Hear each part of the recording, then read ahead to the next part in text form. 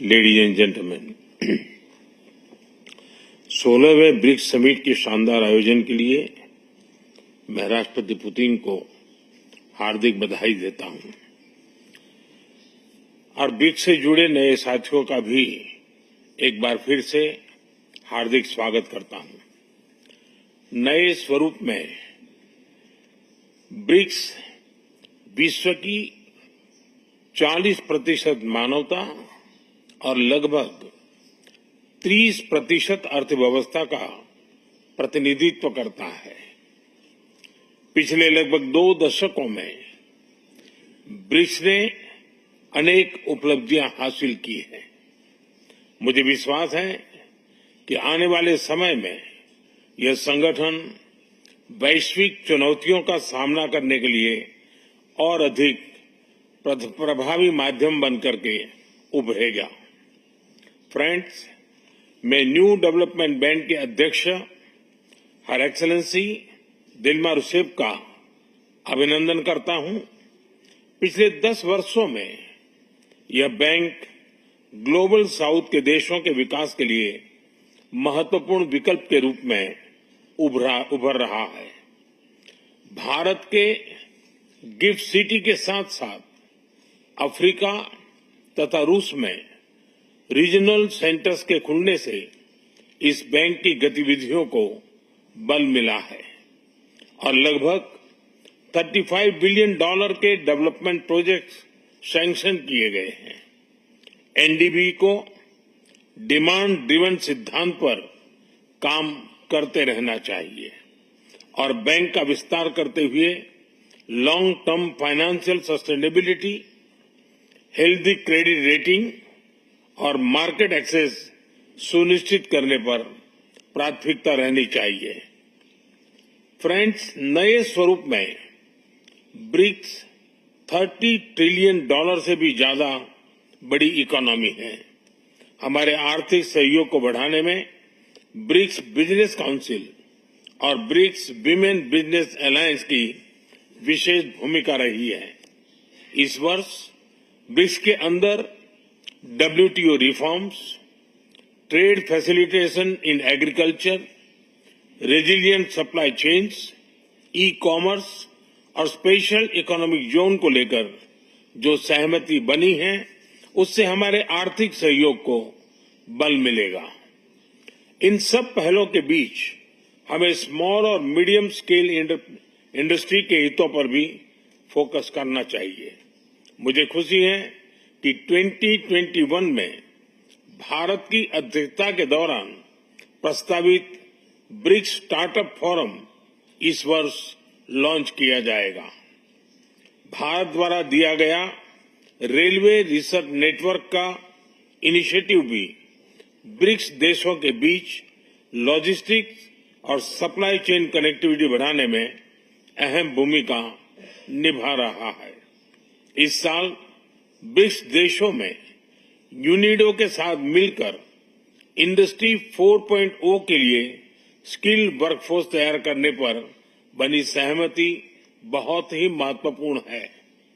2022 में लॉन्च किया गया ब्रिक्स वैक्सीन R&D सेंटर सभी देशों की स्वास्थ्य सुरक्षा बढ़ाने में मदद कर रहा है।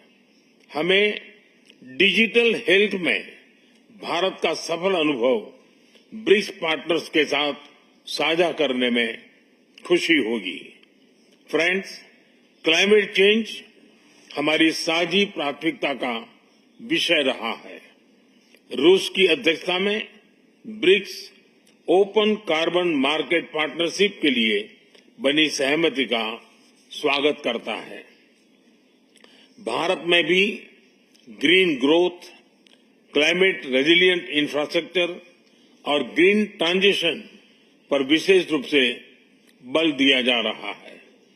International solar alliance, coalition for disaster resilient infrastructure, mission life यानी लाइफस्टाइल फॉर एनवायरमेंट, एक पेड़ मां के नाम जैसे इनिशिएटिव लिए गए हैं।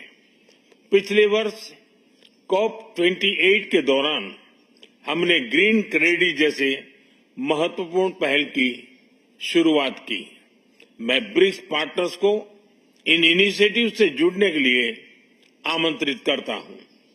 ब्रिक्स के सभी देशों में इंफ्रास्ट्रक्चर के निर्माण पर विशेष रूप से बल दिया जा रहा है।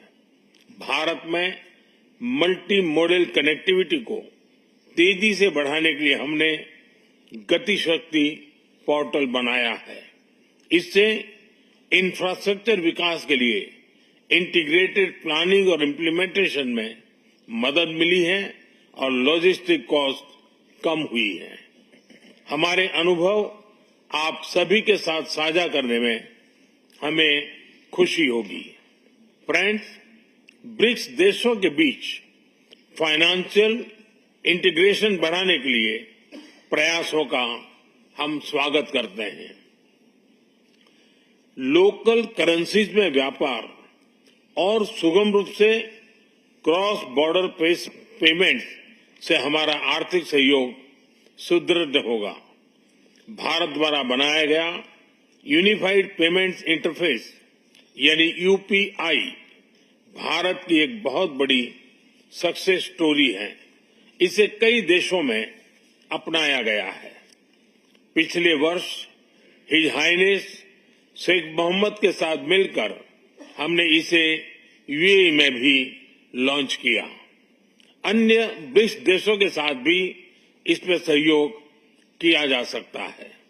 फ्रेंड्स, भारत ब्रिक्स के अंतर्गत सहयोग बढ़ाने के लिए पूरी तरह से प्रतिबद्ध है। हमारी विविधता और मल्टीपोलरिटी में हमारा दृढ़ विश्वास हमारी ताकत है। हमारी यही ताकत और मानवता में साझा विश्वास हमारी भावी पीढ़ी के समृद्ध और सशक्त भविष्य को सार्थक रूप देने में सहयोग होगा। आज की बहुत ही महत्वपूर्ण एवं उपयोगी चर्चाओं के लिए मैं सभी का आभार व्यक्त करता हूं। ब्रिक्स के अगले अध्यक्ष के रूप में मैं राष्ट्रपति लूला को हार्दिक शुभकामनाएं देता हूं। भारत आपकी ब्रिक्स अध्यक्षता की सफलता के लिए अपना पूरा सहयोग देगा। एक बार फिर राष्ट्रपति पुतिन और सभी लीडर्स का बहुत बहुत धन्यवाद।